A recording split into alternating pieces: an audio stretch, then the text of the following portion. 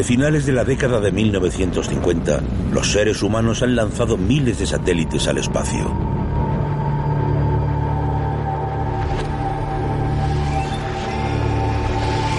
Los cohetes colocan satélites en órbita donde permanecen siguiendo una ruta elíptica alrededor de la Tierra.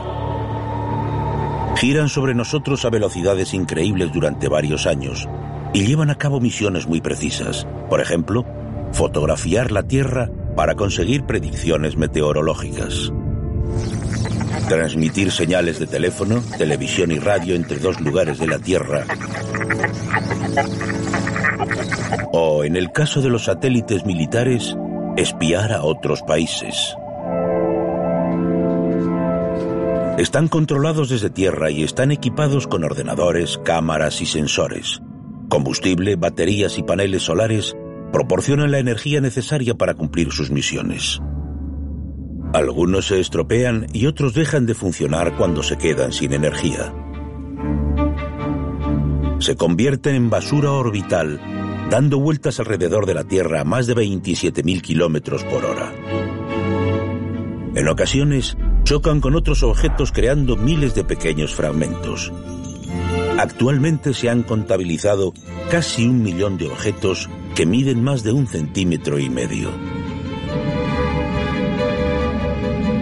Recibir el impacto de algún residuo orbital es una amenaza constante para todos nuestros satélites y podría llevar a nuestra sociedad a tiempos pasados si no se hace algo para evitarlo. El problema comenzó hace 60 años. A finales de la década de 1950, la humanidad se dio cuenta de que el futuro de la Tierra depende del espacio. Durante la Guerra Fría, la Unión Soviética inició la carrera espacial cuando lanzó el Sputnik, el primer satélite del mundo.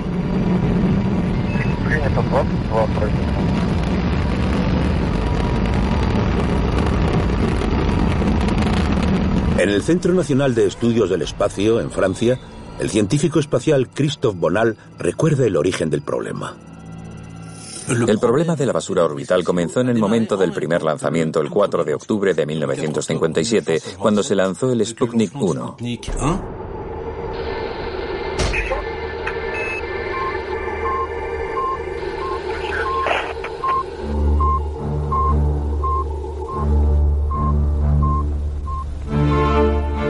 Tras 21 días, el Sputnik dejó de funcionar.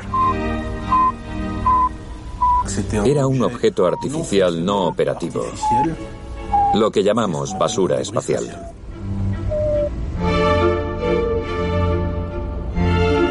La breve existencia del Sputnik terminó al desintegrarse en la atmósfera terrestre 3 meses después de su lanzamiento. Pero el pequeño satélite tuvo consecuencias globales. Decididos a seguir el ritmo de los soviéticos, los norteamericanos crearon la NASA. El avance de los soviéticos fue extremadamente importante para la astronáutica. Los soviéticos fueron los pioneros en todo, como el primer satélite o la primera persona en el espacio. Pusieron muy alto el listón para los estadounidenses, que tuvieron que aumentar sus misiones para mantener el nivel. Los norteamericanos lanzaron 17 misiones tripuladas consecutivas llamadas Apolo. 180 grados. Preparados para expulsión. SIVP. Distancia aceptable. En aquel momento, a nadie le preocupaba dejar restos o incluso elementos radioactivos en el espacio. Entre 1967 y 1988, la Unión Soviética lanzó satélites espía alimentados por reactores nucleares. Pero algunos de esos satélites eran defectuosos.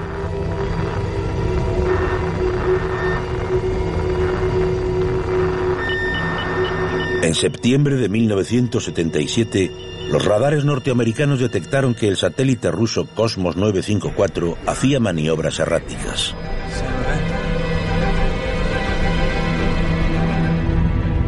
Fue la primera alerta nuclear de la era espacial.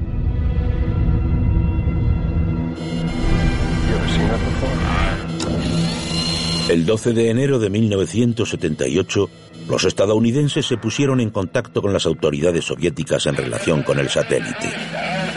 2 días más tarde, los soviéticos confirmaron que habían perdido el control del aparato.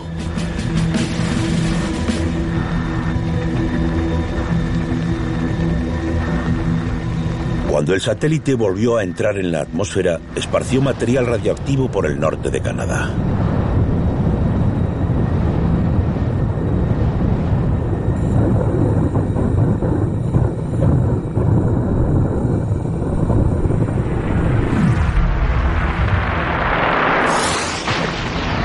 Los periódicos se hicieron eco rápidamente de la caída del satélite ruso sobre el norte de América.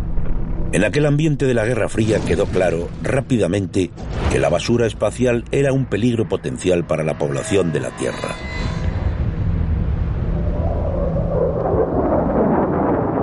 Pero ese no era el único peligro. El propio lanzamiento de los satélites también crea residuos.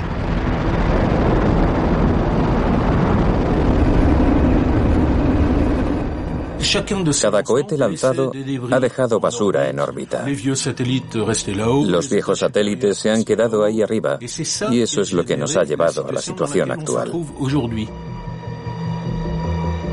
Durante los años de la carrera espacial, los satélites no eran los únicos objetos colocados en órbita.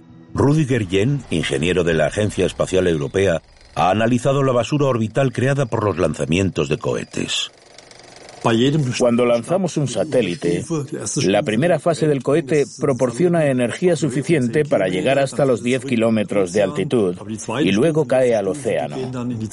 La última fase pone el satélite en órbita, pero también se queda en órbita y se convierte en basura. Las fases superiores de un cohete, junto a los depósitos de combustible y el morro del cohete, se quedan en órbita de forma sistemática.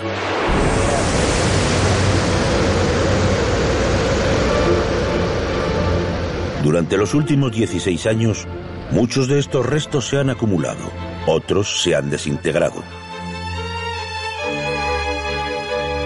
La científica espacial Noelia Sánchez Ortiz, en colaboración con la Agencia Espacial Europea, analiza las circunstancias y el destino de la basura orbital. Colocamos objetos en órbita y pensamos que cuando dejen de funcionar podemos dejarlos allí. Así que se quedan allí, a no ser que estén a baja altura y, muy lentamente, acaben por precipitarse a la Tierra. A baja altitud, los restos se mueven a velocidades de 29.000 kilómetros por hora, pero la atmósfera terrestre los va frenando y cuando caen a la Tierra suelen desintegrarse. Las moléculas del aire se comprimen por la velocidad de estos restos, lo que genera calor y, en muchos casos, combustión, haciendo que esos fragmentos se destruyan. Durante el día no se ve mucho, pero durante la noche, esos restos ardientes se ven como estrellas fugaces.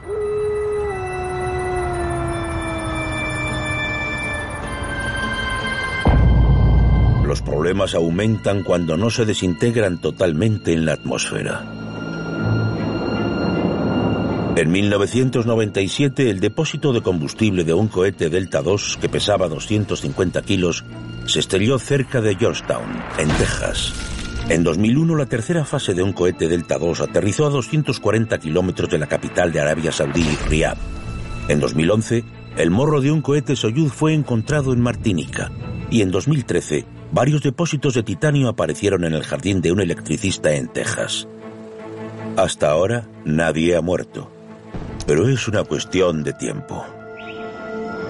En septiembre de 2016, la segunda fase de un cohete Falcon 9 se estrelló contra una edificación en una pequeña isla cerca de Java.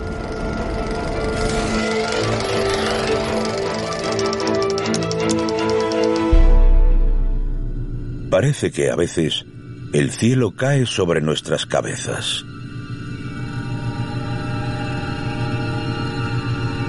Como la basura espacial representa una amenaza para la población de la Tierra, ya ha sido catalogada y su riesgo evaluado.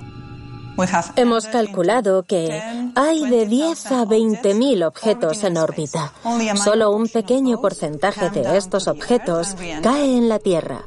La mayoría de ellos se queda allí, porque no hay ninguna fuerza que los haga caer. Y se van a quedar allí durante mucho tiempo.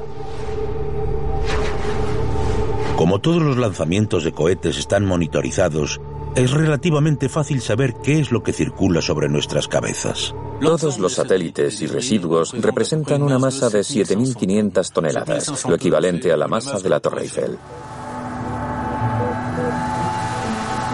En la enorme extensión del espacio, el equivalente a la Torre Eiffel, dividido en pequeños fragmentos, es más bien como una nube de polvo. Así que para conseguir una buena visualización, tenemos que agrandarlos. En la vida real, los fragmentos son mucho más pequeños. En el extrarradio de nuestro planeta, tenemos una mezcla de satélites operativos rodeados de basura en movimiento. No obstante, ese extrarradio está bien organizado.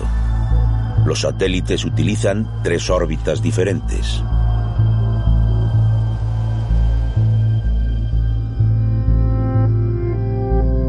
La más lejana es la órbita geoestacionaria, una fina capa a 35.000 kilómetros de distancia.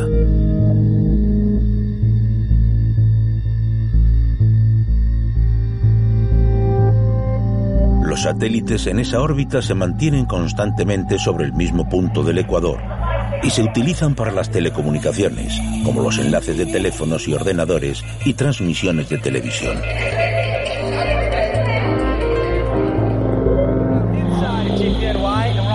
Los satélites mantienen una distancia entre sí de unos 64 kilómetros.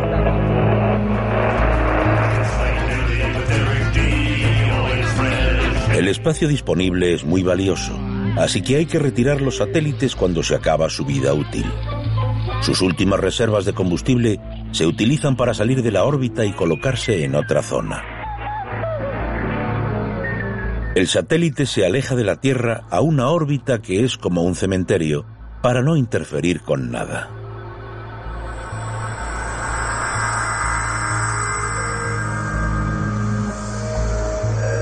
Por debajo de la órbita geoestacionaria está la órbita media, situada entre los 1.900 y los 35.000 kilómetros de altitud.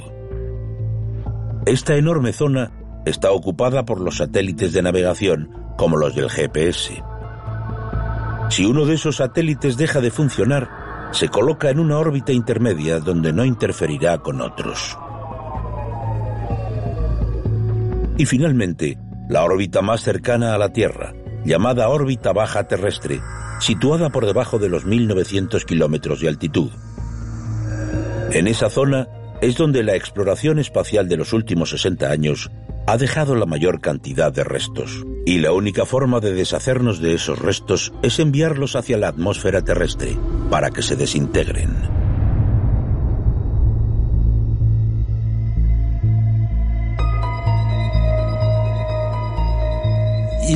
En la Tierra hay varias zonas adecuadas para la reentrada de esos objetos y tienen poco riesgo porque están tan lejos de las poblaciones. Por ejemplo, hay una zona en el sur del Pacífico muy extensa donde suelen caer los objetos más grandes. Si el satélite sigue teniendo combustible, es posible controlar sus movimientos en las 3 órbitas terrestres, siempre y cuando funcionen. Pero algunos satélites pueden quedar fuera de control a pesar de tener combustible.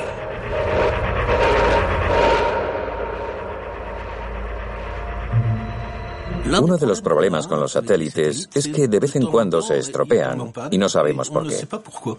Funcionan el lunes, el martes y el miércoles. El jueves de repente se rompen y no recibimos ningún aviso, no hay ninguna señal de que algo vaya mal. Los operadores de los satélites son reacios a hablar del mal funcionamiento, por no perder credibilidad. La mayor parte de los fallos ocurren cuando la naturaleza interfiere con las medidas de seguridad. Cuando analizamos las causas de los problemas, encontramos causas como las fulguraciones solares.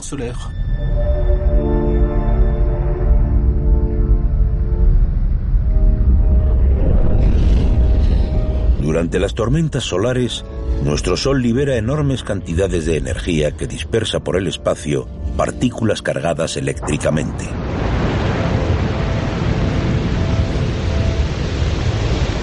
El campo electromagnético de la Tierra actúa como un escudo que nos protege de esas partículas. Es lo que se ve en la aurora polar.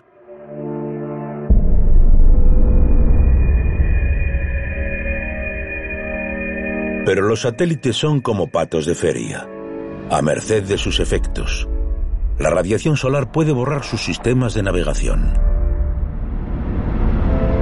A pesar de estar protegidos por una cubierta de alta tecnología hecha con oro, se calcula que las fulguraciones solares destruyen al menos una docena de satélites cada año, convirtiéndolos en basura espacial.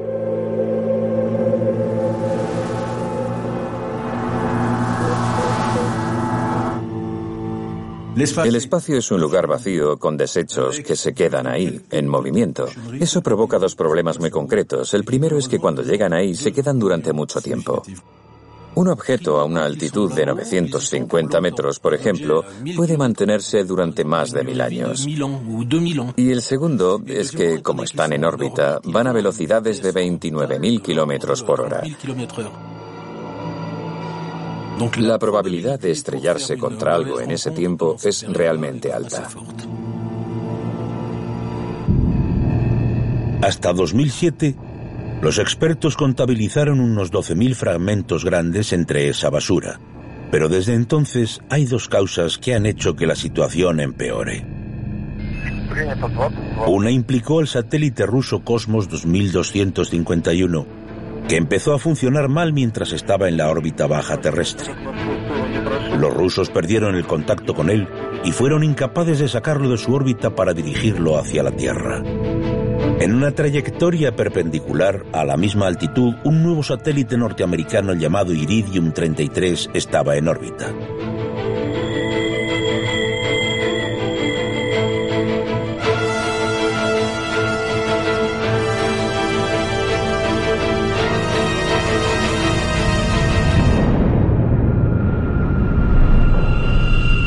El impacto esparció fragmentos en todas direcciones.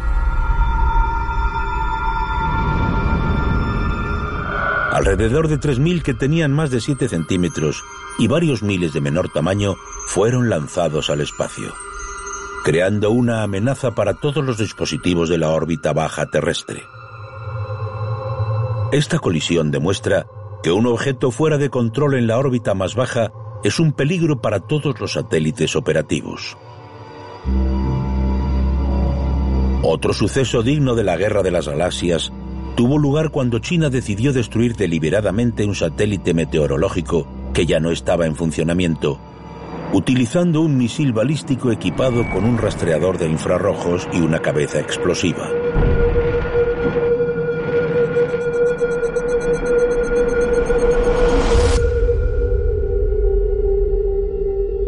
Fue una arrogante demostración de fuerza de las autoridades chinas sin tener en cuenta las consecuencias. Todo el mundo habla de esta prueba china para demostrar que es posible forzar una colisión. Fue hecha a propósito y fue la causa principal del tipo de riesgos que corremos actualmente. Como resultado de estos dos sucesos, en 2010 había más de 17.000 fragmentos grandes de basura dando vueltas alrededor de la Tierra. Y algunos de esos fragmentos no son de satélites, sino de cohetes. En el depósito de combustible de un cohete normal que coloca satélites en órbita, puedes tener una cámara con oxígeno líquido y otra con hidrógeno líquido. Es fácil recordar del colegio que cuando estos dos gases se mezclan se convierten en óxido nitroso y explota. Y eso ocurre en el espacio una y otra vez. No se utiliza hasta la última gota de combustible. El combustible sobrante se mezcla y en lugar de tener un fragmento grande intacto, nos encontramos con miles de trocitos que se quedan en órbita. Esta basura prolifera como una pandemia y genera todavía más basura.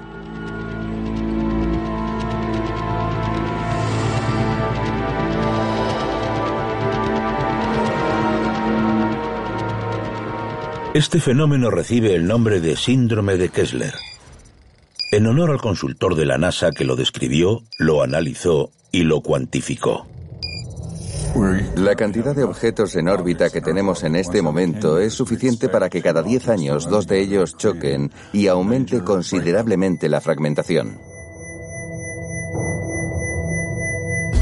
Don Kessler anunció este escenario en 1978.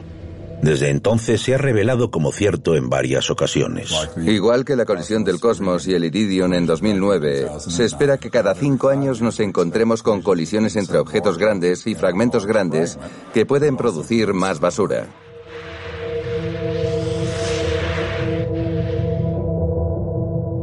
Don Kessler también predijo que las colisiones tendrían un efecto de cascada, y cada colisión aumentaría las posibilidades de más colisiones. El problema ocurre cuando un objeto impacta contra un satélite y provoca una dispersión muy numerosa de partículas, sobre todo de partículas pequeñas. Como van a velocidades tan rápidas, pueden dañar naves espaciales. Eso, a su vez, provoca cientos de fragmentos más pequeños que chocarán a su vez con otro satélite y lo romperán. Lo que se produce es un efecto en cascada.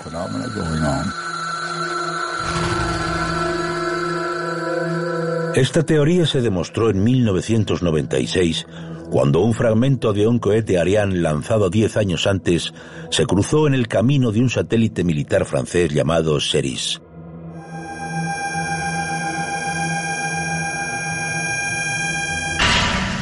El golpe produjo que CERIS se desestabilizara a unos 3 metros y quedó fuera de control. Y así se extiende la pandemia. Los satélites no operativos y los restos de los cohetes han creado nubes de basura que viajan alrededor del planeta a 29.000 kilómetros por hora, creando más y más basura.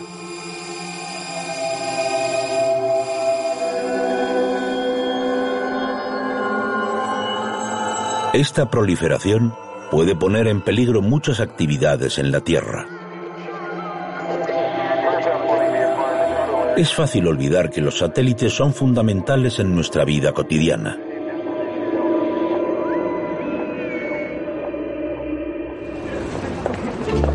Usamos nuestro teléfono móvil para buscar un lugar, saber cuánto tardaremos en llegar y cuál es la mejor ruta para llegar. Cuando estamos de viaje y sacamos dinero de un banco, podemos estar utilizando satélites de telecomunicaciones para comunicar un banco de Estados Unidos con nuestro banco en Europa. Es difícil imaginar la vida sin teléfonos inteligentes, tarjetas bancarias o sistemas GPS. Actualmente no podríamos vivir sin satélites. Y la proliferación de basura espacial está poniendo en peligro esos servicios de los satélites que se diversifican constantemente.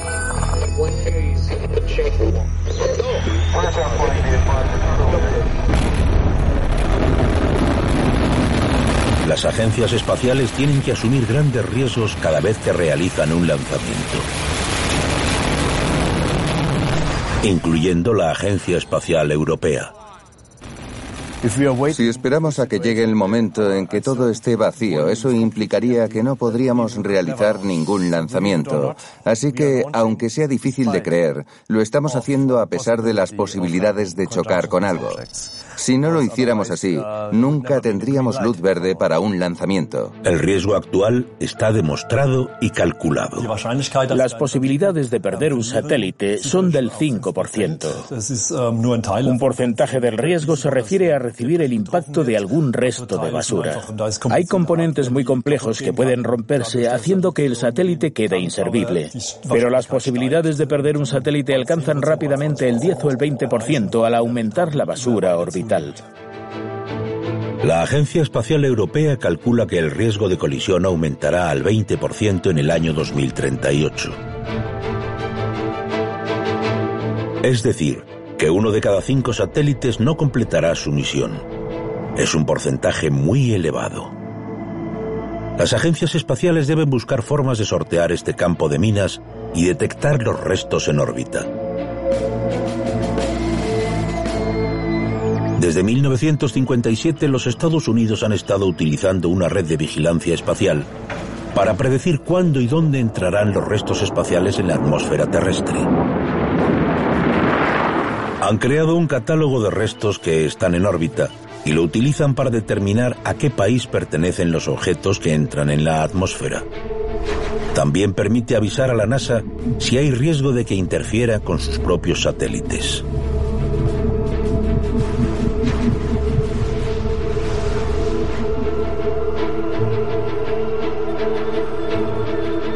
A lo largo del tiempo, al multiplicarse los objetos artificiales en órbita, este sistema se ha mejorado y se ha informatizado.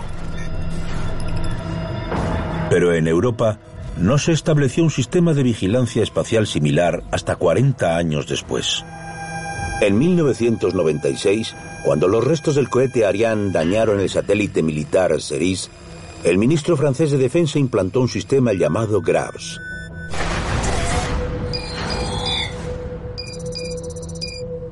El sistema Graves, una red de vigilancia espacial, es nuestro principal sensor y nos permite detectar objetos en órbita entre 400 y 950 kilómetros de altitud, siempre que sean lo suficientemente grandes como para ser detectados por el radar. Dicho de otra forma, que tengan el tamaño de una lavadora. Para detectar satélites en órbita a 950 kilómetros sobre Francia, incluso en días nublados, el sistema utiliza un determinado radar que hace cálculos en tiempo real para seguir y anticiparse a las trayectorias de miles de satélites. El sistema Graves fue capaz de detectar unos 30 satélites espía de Estados Unidos y China que no habían sido catalogados anteriormente.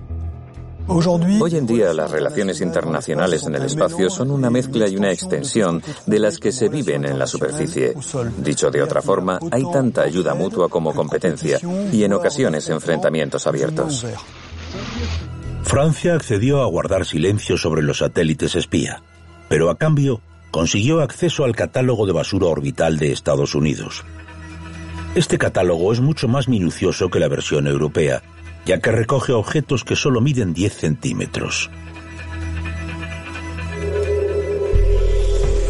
Hemos conseguido manejar el problema de los objetos pequeños gracias a la colaboración entre Francia y Estados Unidos, que incluso nos proporciona información de nivel confidencial. Esta constante vigilancia espacial es muy eficiente y permite a los satélites militares y civiles evitar colisiones con la basura orbital. Si existe un riesgo, los operadores de tierra pueden mover ligeramente los satélites fuera de la órbita de colisión. Estas maniobras se realizan cada vez más habitualmente, sobre todo en lo referido al mayor satélite de todos los tiempos, la Estación Espacial Internacional. Este satélite habitado se encuentra varias veces al año amenazado por restos de basura espacial.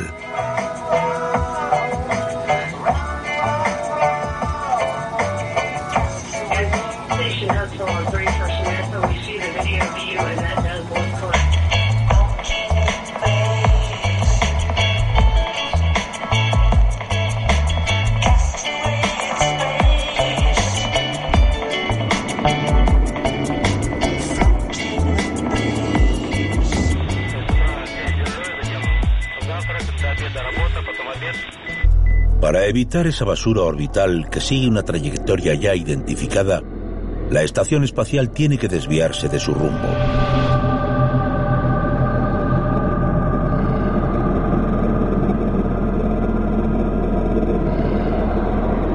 En 2012, evitó un fragmento de la colisión entre los satélites Iridium y Cosmos ocurrida 3 años antes.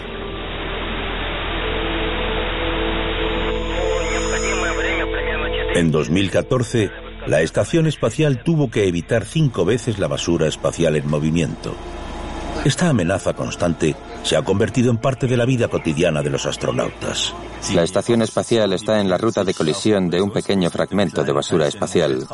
Nos lo han comunicado desde Tierra. Lo saben gracias a los sistemas de radar. Para evitar el impacto, mi reloj está pitando con una alerta. Tenemos que mover la estación a una órbita superior. Para ello vamos a encender los motores durante 37 segundos. Es el único momento en que podemos percibir la sensación de aceleración mientras estamos a bordo. De repente ya no nos sentimos como si no pesáramos y la acción vibración de los motores nos empuja hacia atrás.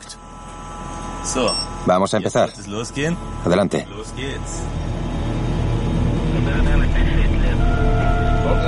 Vamos allá. Empieza el juego. Vamos, empieza el juego. En ocasiones, los datos balísticos sobre esos restos no son exactos. En esos casos no se corren riesgos y se ordena a los astronautas que evacúen la estación inmediatamente. Se refugian en el módulo de escape que puede separarse de la estación y permite que los astronautas regresen a la Tierra.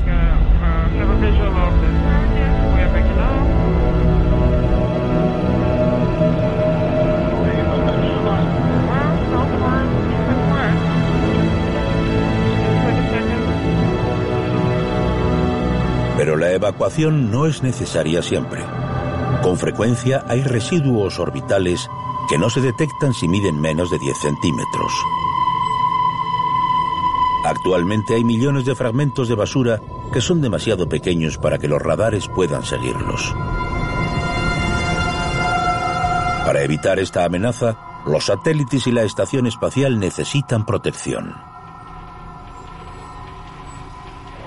En Friburgo, Alemania, los científicos del Instituto Fraunhofer prueban materiales que sirvan de escudo usando un acelerador superrápido llamado cañón espacial.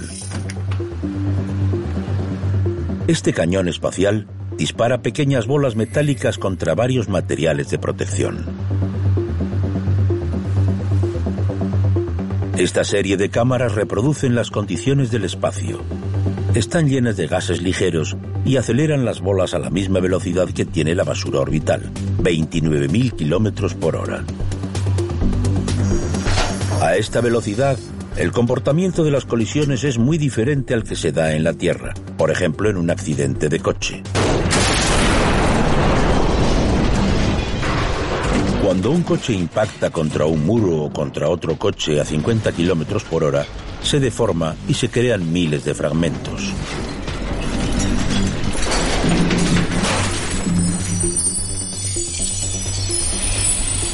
Pero a hipervelocidad, una velocidad por encima de los 10.000 kilómetros por hora, una colisión genera un fenómeno físico diferente. En un impacto a alta velocidad, la partícula se fragmenta, así que algunas partes quedan vaporizadas e ionizadas. Hay otras que no pueden soportar la enorme presión posterior tras la onda del impacto. A hipervelocidad, una bola de 1 milímetro tiene más energía que una pelota de béisbol a 100 kilómetros por hora. El laboratorio está protegido por puertas reforzadas y una cámara de alta velocidad que graba a más de 1 millón de fotogramas por segundo graba el momento del impacto. Como precaución de seguridad, nadie puede permanecer en la sala mientras se dispara el cañón espacial.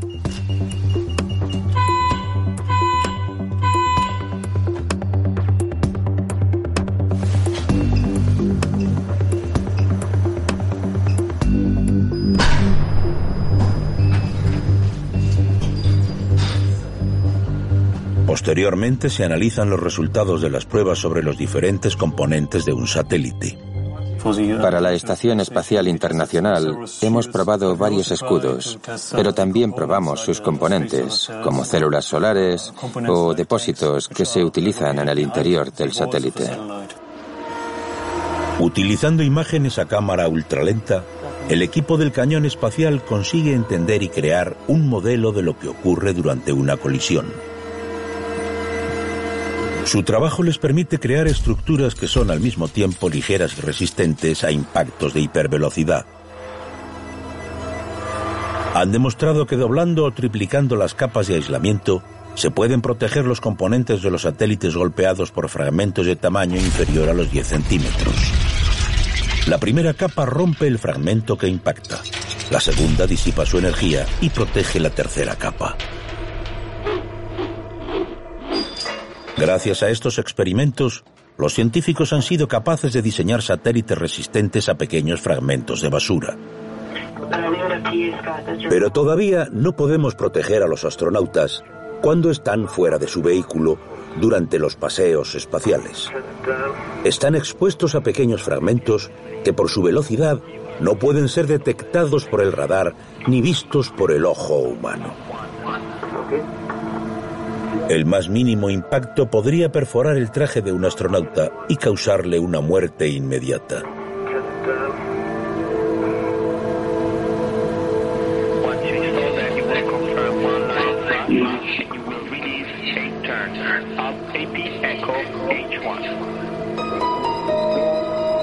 Debido a este riesgo, la NASA está desarrollando robots que puedan reemplazar a los humanos para realizar tareas de mantenimiento en el exterior de la nave espacial.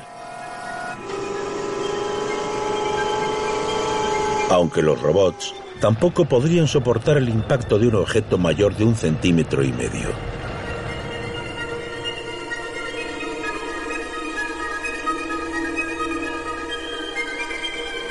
Obviamente, cuanto menos basura haya, mejor.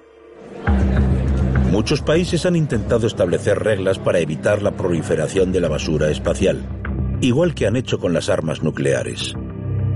Por ejemplo, a los operadores de los satélites se les pide que vacíen todo el combustible que quede en ellos.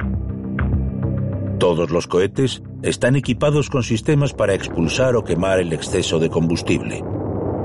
Este sistema se comprueba antes de cada lanzamiento. Los satélites tienen una vida útil limitada a 25 años en órbita.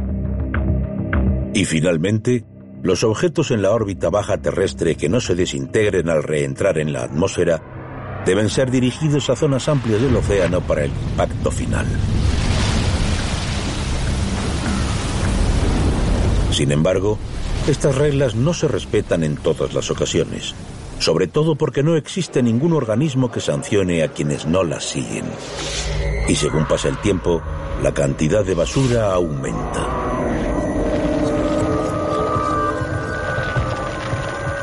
Estamos generando restos espaciales más rápidamente de lo que podemos limpiar la atmósfera. A esto lo denominamos un entorno no sostenible. Solo hay una solución real para este problema: recoger toda esa basura que orbita alrededor de la Tierra. Es necesario recuperar algunos de los objetos que hemos dejado en órbita. Basándose en la idea de las cuotas de contaminación, se trata de que cada país financie la eliminación de su propia basura. Desde 2013, los ingenieros aeroespaciales han creado una nueva profesión: basurero espacial. La idea es crear sistemas robóticos que puedan manejar grandes piezas de basura y enviarlos a un incinerador, la atmósfera terrestre.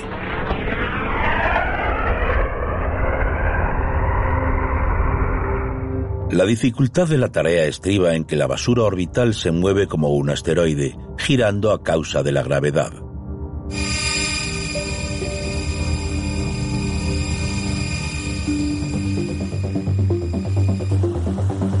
Laboratorios de todo el mundo están preparando satélites robotizados que puedan capturar la basura y sacarla de la órbita. En eso están trabajando en el proyecto Eliminación de Residuos en el Centro Espacial de Surrey, en Inglaterra. En una misión real tienes que manejar un objeto que no te lo pone fácil porque puede que esté girando. Los ingenieros aeroespaciales utilizan terminología técnica, pero su proyecto parece más bien un juego de niños. Una de las tecnologías que usamos en nuestra misión es el arpón. Parece extraño, pero el equipo está desarrollando un arpón capaz de engancharse a una pieza de basura para arrastrarla hacia la atmósfera. En nuestra misión para recoger basura, lo que hacemos es probar el efecto del impacto del arpón sobre un objetivo, una placa. El equipo todavía está en una fase experimental, probando un arpón en miniatura sobre un objetivo estático. Primer intento. 3, 2, 1, ignición. Fallido. El arpón no ha salido de su vaina a causa de un problema electromagnético. Segundo intento. Esperamos que el arpón impacte exactamente donde queremos que impacte. 3, 2, 1, ignición. Ha fallado de nuevo. Si el arpón no impacta en el centro del objetivo, no podrá capturarlo. Según los científicos, la caza de restos debería ser más fácil en el espacio que en la Tierra. Cuando estemos en el espacio, gracias a la falta de gravedad, la alineación debería ser mucho mejor que en las pruebas que hacemos en la Tierra. El método de ensayo y error es un proceso muy largo, pero paso a paso, el equipo va mejorando su sistema. Las primeras pruebas a escala real en el espacio se realizarán en 2020. El arpón no es la única herramienta concebida por los ingenieros aeroespaciales. La Agencia Espacial Sudafricana, creada recientemente, en 2010, ha preparado su propia solución de limpieza y espera poder venderla más adelante. Uno de sus proyectos incluye construir un pequeño satélite capaz de desplegar sus tentáculos para capturar los restos. Su nombre es Medusa. Medusa envolverá al objeto y lo arrastrará, moviéndolo hacia donde sea necesario, para que cambie de órbita, para que descienda de altitud o para llevarlo hacia la atmósfera y dejar que se desintegre en la reentrada. Otra ventaja de los satélites Medusa es que pueden ser lanzados directamente desde la Estación Espacial Internacional. Medusa es muy ligero, pesa unos 175 gramos y está diseñado para que se pueda montar desde CubeSats. Un CubeSat es un pequeño satélite multiusos de forma cúbica que mide unos 10 centímetros. Ha sido desarrollado por una universidad californiana y se pueden lanzar muchos a la vez, lo que reduce los costes. Son una bendición para investigadores que no tienen otra forma de realizar experimentos en el espacio.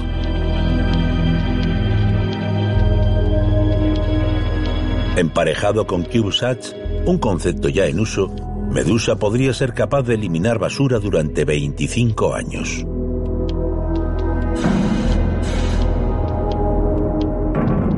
En este momento hay muchas propuestas, como los arpones. Algunos solo se pueden usar una vez, lo activas y si fallas lo pierdes. Lo que hace que Medusa sea un sistema único es que permite realizar múltiples intentos. La idea es utilizarlo muchas veces para eliminar pequeños objetivos. El inconveniente de Medusa es que solo funciona con pequeños restos de basura espacial. Para satélites grandes que no funcionen, es necesario usar otras herramientas, lo que abre un problema de financiación para estas operaciones. Lamentablemente, ninguna de estas soluciones está preparada para ser utilizada. Nadie está dispuesto a pagar el elevado precio para eliminar basura orbital. Cuanto mayor sea, más problemas causará, porque cualquier daño que sufra creará más basura. El objeto no operativo más grande es el Envisat, un satélite de observación del tamaño de un autobús. Fue lanzado en 2002 por la Agencia Espacial Europea. En aquel momento, la agencia estaba intentando conseguir los mayores beneficios de su inversión. Pero actualmente Rudi Gergen se distancia de las decisiones de sus antecesores. Querían maximizar el beneficio. Utilizaron hasta la última gota de combustible para sus operaciones en lugar de utilizar una parte para sacarlo de la órbita. Ese fue el problema. Cuando fue construido, era el satélite de observación más grande jamás construido. Tras 5 años de actividad y 50.000 órbitas alrededor de la Tierra, deberían haberlo sacado de la órbita. Pero sus operadores decidieron ampliar su misión.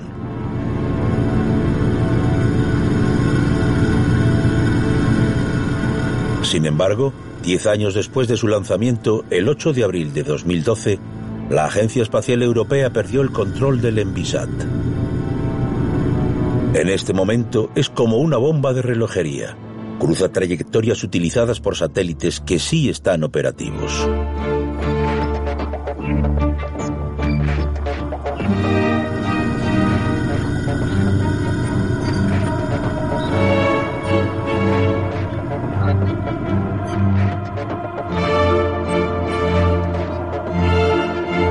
La situación es tan crítica que la Agencia Espacial Europea está preparando un ambicioso programa para sacar al Envisat de su órbita. Pensamos que lanzar una red podría ser una opción porque eso permitiría tener una conexión, una atadura con el satélite que permitiría tirar de él una vez capturado.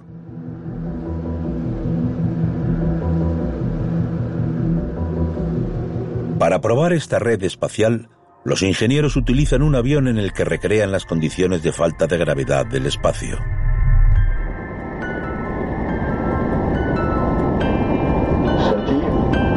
En el punto más alto de este vuelo parabólico, en forma de campana, los pasajeros y los objetos quedan libres de la gravedad terrestre durante unos segundos. Tiempo suficiente para probar una versión en miniatura de la red que utilizarán para capturar el satélite de 8 toneladas. Las pruebas han revelado que añadiendo pesos en las esquinas de la red permite capturar el cuerpo del satélite sin engancharse en su frágil panel solar. Ahora tienen que construir un satélite tractor que pueda remolcar al Envisat y conducirlo a su destino. Envisat pesa 8 toneladas. Es mucho más pesado que el vehículo que tira de él. Cuando tienes que mover algo más pesado que tú mismo, es mejor tirar que empujar. Es una situación más estable. A pesar de ser esencial para la seguridad en el espacio, este proyecto está todavía en la fase teórica, por una sencilla razón. Hemos estudiado el problema para encontrar una solución, pero costaría 500 millones de euros.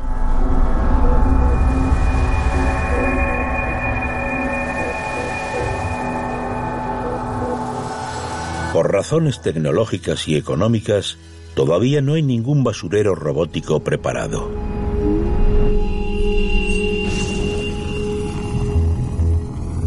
Para que pueda funcionar, la operación de limpieza debería ser gratuita, como si fuera un pasajero adicional en una misión.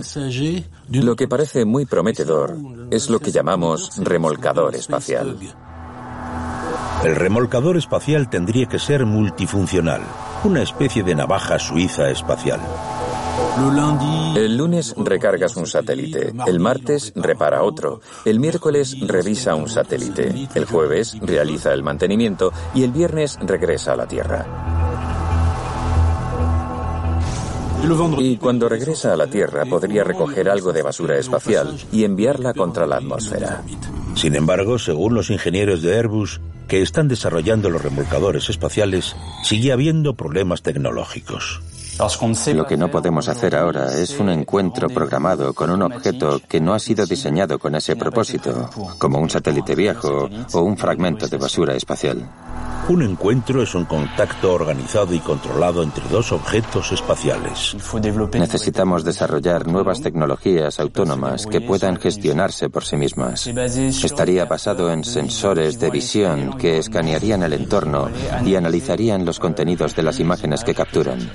El análisis de los datos detectaría las partes de los objetos que nos interesan para ser capaces de capturarlos y manipularlos. El proyecto del remolcador espacial todavía está en estudio, pero gracias a la elevada financiación que ha conseguido, el primer sistema eficiente de limpieza podría estar en uso en 2025.